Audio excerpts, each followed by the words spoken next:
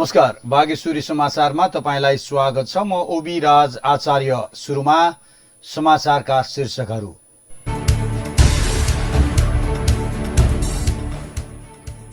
बाँकेमा मंगलबार थप 17 जनामा कोरोना संक्रमण पुष्टि।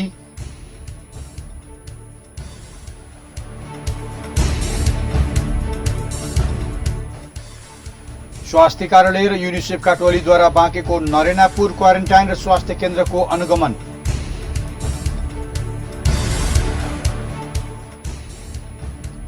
नेपालमा मंगलबार 288 जनामा कोरोना पुष्टि। कुल संक्रमितको संख्या 2079 पुग्यो।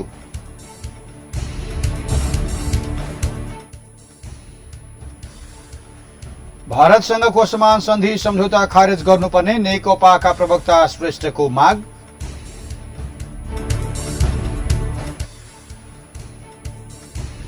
र इन्फाको बजेट 70 करोड़। ललितपुर इन्फा अध्यक्ष थापामाथिको कार्यवाही अनुमोदन।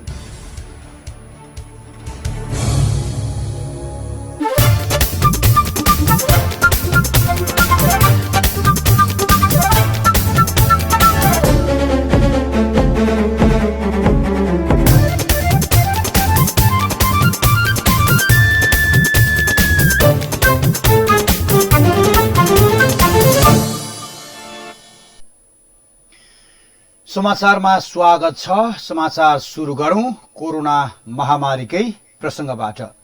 कोरोना महामारीको रोकथाम तथा नियन्त्रणका लागि नेपाल सरकारले गरेको लकडाउन 71औं दिनमा पनि जारी रहेको छ। गत चैत्र 11 गतेदेखि सरकारले देशैभर लकडाउन घोषणा गरेको हो। पटक पटक थप गर्दै जारी लकडाउनलाई जेठ महिनाको 32 गतेसम्म पुर्याइएको छ। लकडाउनमा अत्यावश्यक सेवाका सवारी साधन, पास बाहेकका सवारी साधन बाहेक अरू कुनै पनि चलेका छैनन्। सरकारले पछिल्लो पटक थपेको लकडाउनको समय जेठ महिनाको 20 गते मंगलबार सकिएको थियो।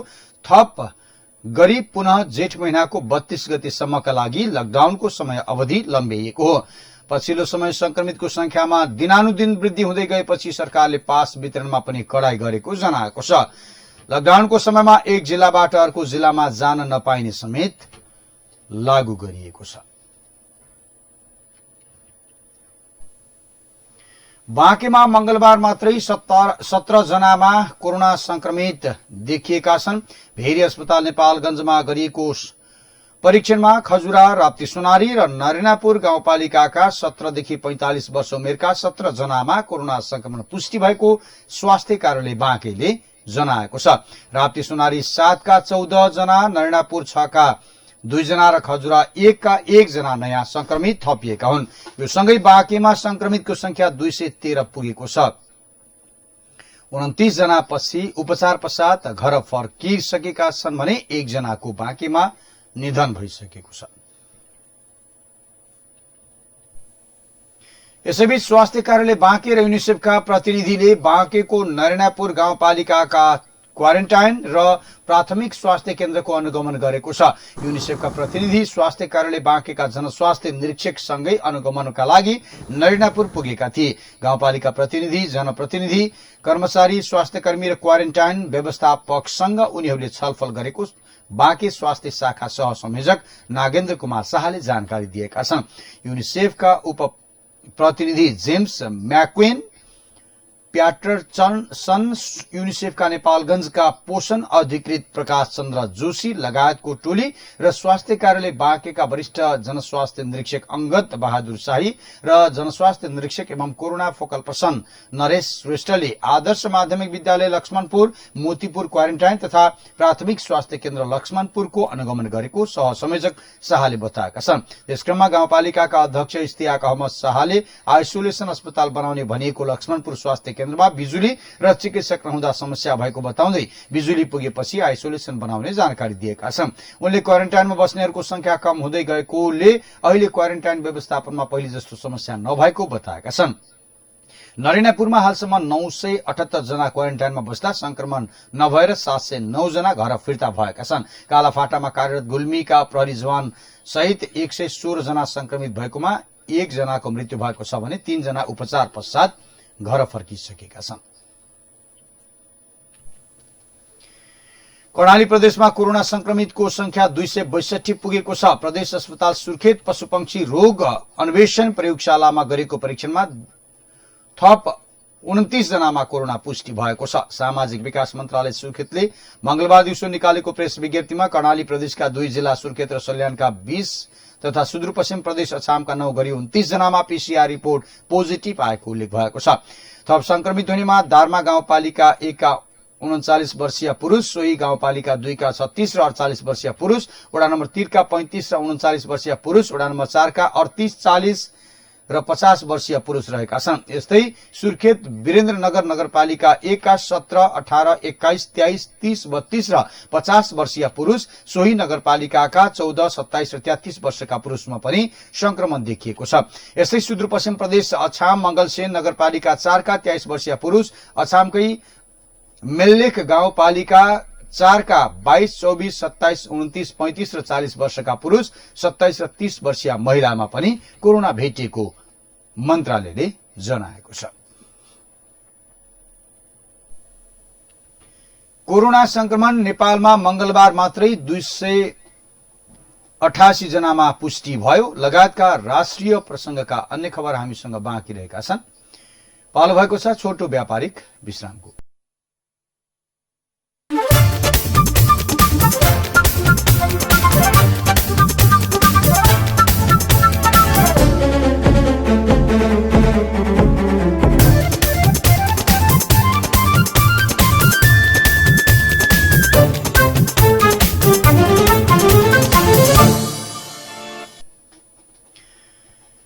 विश्रामपछि समाचारमा पुनः स्वागत छ। अब बाँकी समाचार। मंगलबार मात्रै नेपालमा 288 जनामा कोरोना संक्रमण पुष्टि भएको छ। विभिन्न स्थानमा गरिएको परीक्षणका क्रममा 288 जनामा कोरोना देखिएको स्वास्थ्य मन्त्रालयका प्रवक्ता डाक्टर विकास देवकोटाले बताएका छन्। नयाँ संक्रमित थपिएसँगै कुल संक्रमितको संख्या 2059 पुगेको छ। कुल संक्रमित मध्ये पुरुषको संख्या 1949 र महिला 150 जना रहेका छन्। यस्तै हालसम्म डिस्चार्ज भएकाहरू मध्ये पुरुष 212 जना र महिला 54 जना रहेका छन्। पछिल्लो पटक काठमाडौँमा 4 जना का स्वास्थ्य कर्मीमा पनि कोरोना संक्रमण पुष्टि भएको छ। रौतहट, सुर्खेत, सर्लाही, रूपन्देही, कैलाली र अछाम लगायतका स्थानमा कोरोना संक्रमित थपिएको प्रवक्ता डाक्टर देवकोटाले बताएका छन्।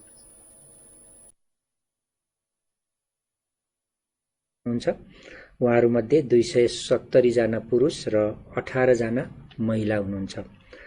धुलीखेल अस्पतालमा गरिएको परीक्षणमा 38 जनाको पोजिटिभ आएको छ। उहाँहरू सबै रौतहटका हुनुहुन्छ।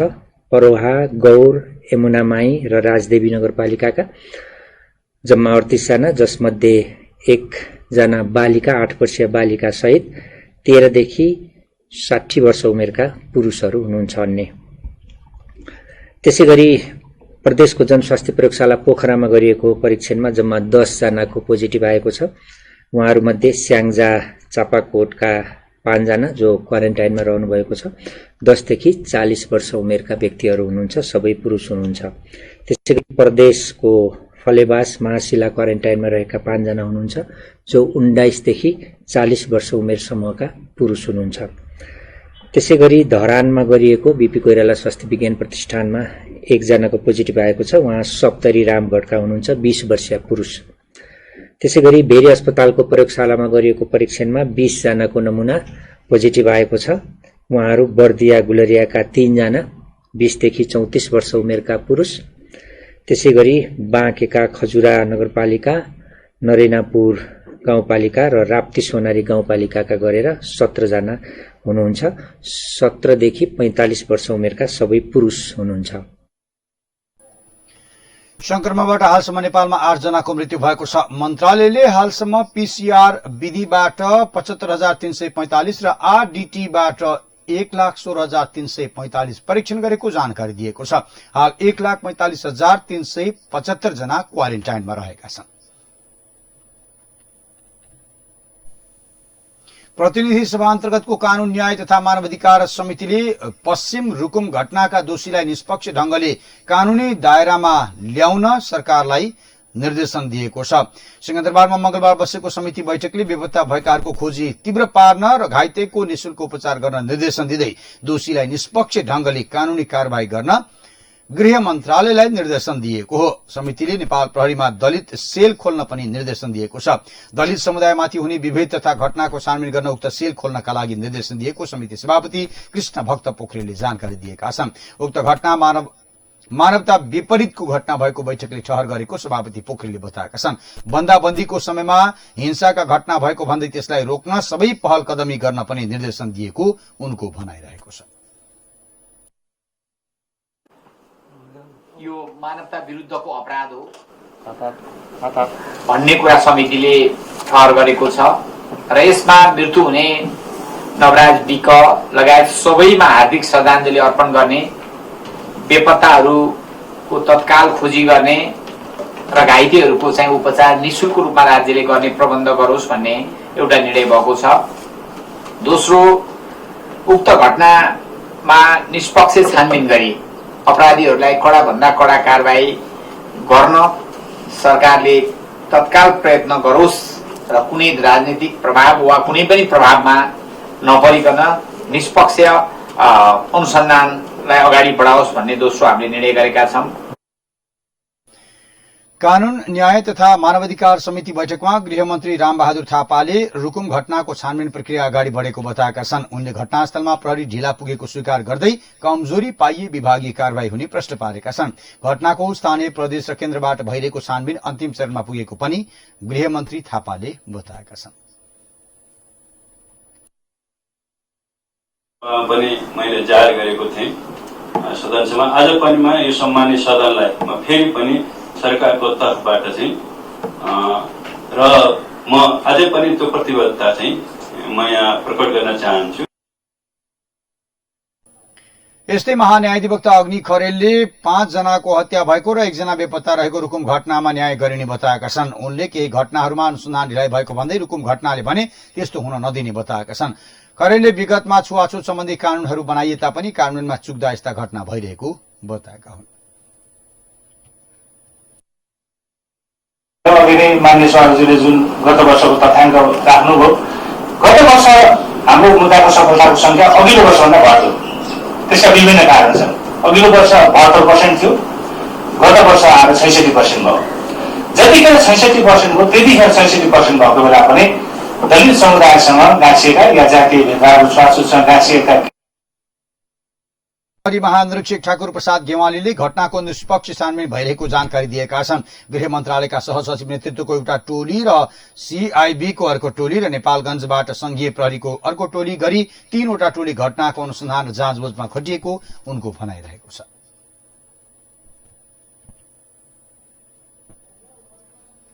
समिति सदस्यहरूले उक्त घटनामा संसदीय छानबिन समिति गठन गर्नुपर्ने बताएका छन्। उक्त घटनाको अनुसन्धान फितलो भए सदनमा नै चर्को आवाज उठाउने उनीहरूले चेतावनी पनि दिएका छन्।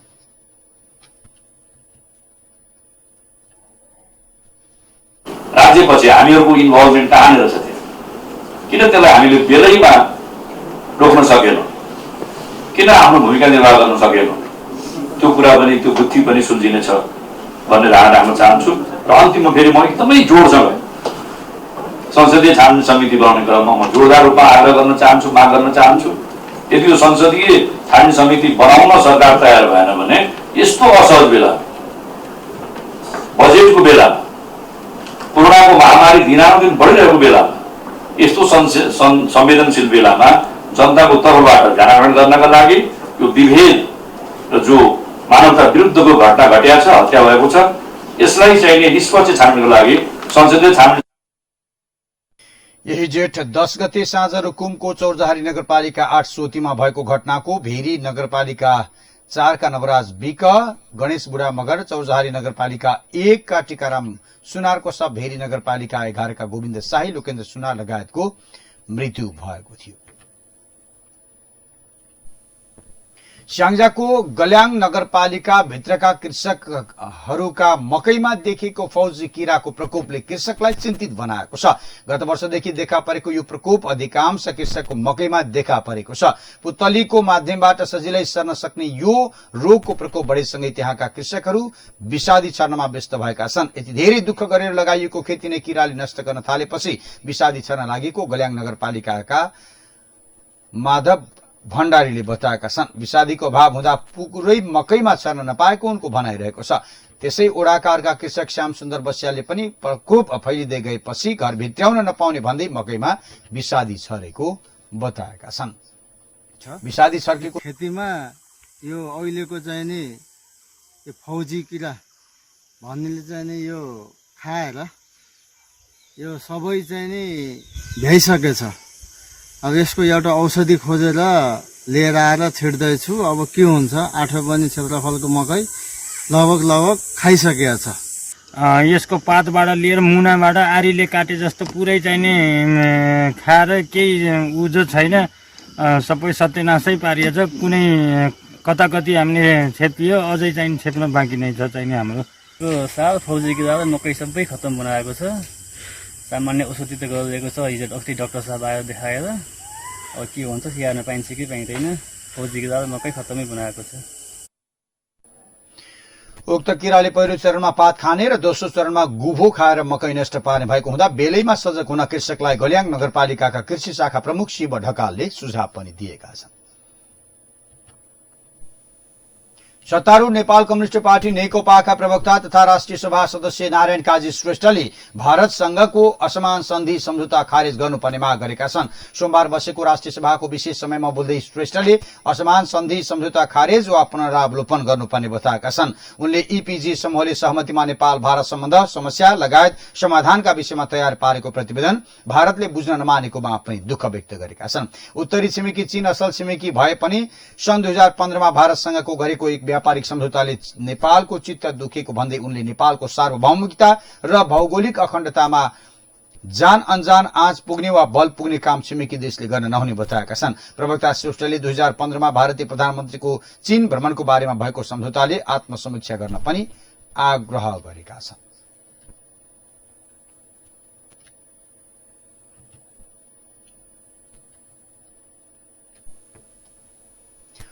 त्यस्तै रुकुम पश्चिममा भएको घटनाको राष्ट्रिय सभा सदस्य प्रकाश पन्थले विरोध गरेका छन्। उनले घटनाले संसारमा नेपाललाई लज्जित बनाएको भन्दै छानबिनका लागि संसदीय र सर्वपक्षीय छानबिन हुनुपर्ने माग पनि गरेका छन्।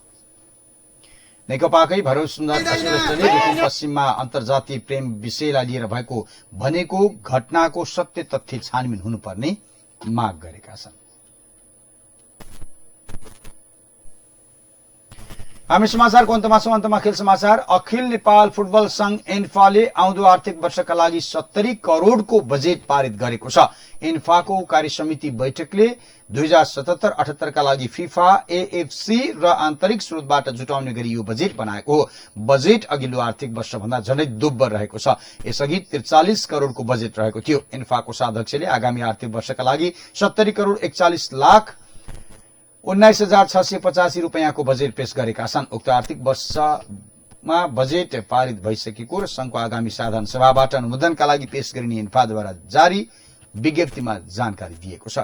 यसैले कोभिड-19 राहत सम्बन्धमा $1 लाख बराबरको फिफा राहत कोष खडा गरेर सहयोग गरिने भएको छ, जसमा 48 जिल्ला संघ, 4 सदस्य समिति र 14 ए डिभिजन क्लब र 12 बी डिभिजन क्लब र 14 सी डिभिजन क्लबलाई 75,000 का दरले राहत दिने निर्णय भएको छ। यस्तै राष्ट्रिय टिमको महिला र पुरुषतर्फ 35 जना खेलाडीलाई 15,000 का दरले खर्च दिने भएको छ। साथै रेफ्री एसरहरूलाई 30 जनालाई पनि राहत प्रदान गरिने बताइएको छ। यस्तै ललितपुर जिल्ला संघका अध्यक्ष पुरुषोत्तम थापालाई गरेको अस्थायी कार्यवाहीलाई एन्फा कार्य समितिले अनुमोदन गर्दै अनुशासन समितिमा पठाएको छ। एन्फा डेको अवसरमा थापाले भाइबर ग्रुपमा लेखेको म्यासेजको आधारमा एन्फाले स्पष्टीकरण पनि मागेको थियो। यसैगरी एन्फाको 19औं साधारण सभा भदौ महिनाको 15 गते गर्ने निर्णय भएको छ। चैतमा हुने भनेको साधारण सभा कोरोना भाइरसका कारण स्थगित भएको थियो। कोभिड-19 कै कारण त्यो समयसम्म असामान्य अवस्था रहे पनि एएफसी र फिफाबाट समेत मान्यता प्राप्त अनलाइन भर्चुअल माध्यमबाटै साधारण सभा बस्ने समेत निर्णय भएको छ। समाचार सकियो। अन्तमा प्रमुख समाचार पुनः एकपटक।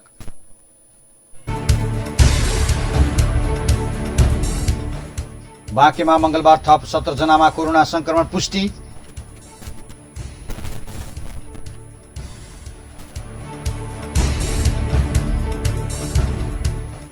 स्वास्थ्य कार्यालय र युनिसेफका टोलीद्वारा बाँकेको नरैनापुर क्वारेन्टाइन र स्वास्थ्य केन्द्रको अनुगमन।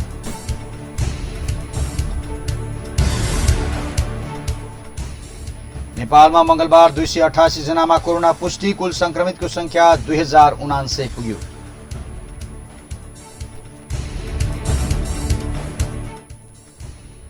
भारतसँगको असमान सन्धि सम्झौता खारेज गर्नुपर्ने नेकपाका प्रवक्ता श्रेष्ठको माग।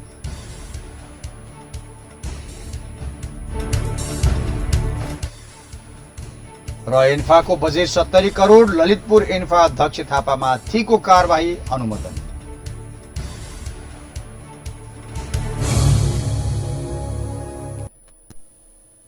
हवस् त बागेश्वरी समाचार अहिलेलाई यति नै। म ओबिराज आचार्य बिदा हुन्छु। कोरोना महामारीको प्रकोपबाट तपाईँ पनि बच्नुहोस् र अरूलाई पनि बचाउन सहयोग गर्नुहोस्। हवस् त, नमस्कार।